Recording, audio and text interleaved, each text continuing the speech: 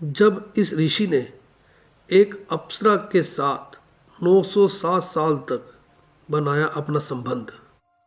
Subscribe कीजिए divine titles of India channel को और बेल आइकन को दबाइए हमारी लेटेस्ट ज्ञानवर्धक वीडियो सबसे पहले देखने के लिए। दोस्तों, आज हम लेकर आए हैं पुराणों में वर्णित ऋषि कंडू की कहानी, जिसके मुताबिक ऋषि कंडू ने स्वर्ग की अप्सरा के साथ 907 सालों तक संभोग किया। जहाँ कहीं भी अप्सराओं का नाम आता है, वहाँ स्वयं ही इंद्रदेव का नाम भी आता है।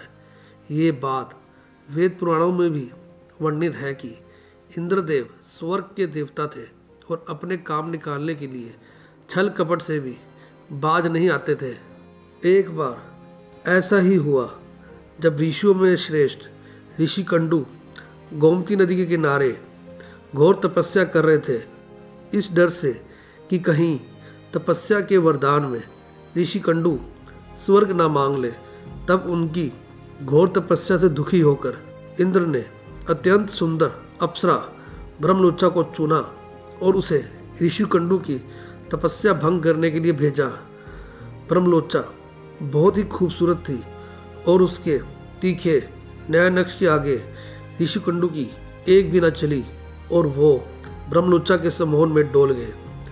अब ऋषि कंडू पूजा पाठ और तपस्या भूलकर पूर्णतया ब्रह्मलोचा की प्रेम साधना में लीन हो गए। योजना के अनुसार इंद्र और ब्रह्मलोचा का काम हो चुका था। अब ब्रह्मलोचा स्वर्ग वापस लौटना चाहती थी, लेकिन ब्रह्मलोचा के प्रेम में ऋषि कंडू ऐसे डूबे कि उन्होंने उसे कहीं जाने ही नहीं दिया।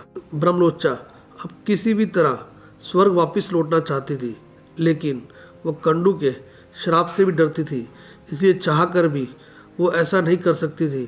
प्रेम लीला समाप्त होने पर ऋषि कंडू को अपनी तपस्या याद आई और वह अपनी कुटिया से निकलकर बोले कि मैं तप करने जा रहा हूँ।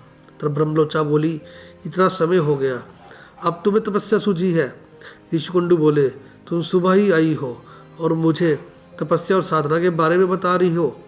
तब ब्रह्मलोचा ने इंद्र के बारे में सब सच बताया और कहा कि मुझे यहाँ आए हुए पूरे 907 साल हो चुके हैं। और ये सुनकर ऋषि कंडू कहने लगे, धिक्कार है मुझे, अपने आप पर मेरी सारी साधना और तपस्या भंग होगी। बाद में ऋषि कंडू को अपनी स्थिति का पता लगा और उन्होंने अप्सरा का त्याग कर फिर से तपस्या करना आरंभ कर दिया।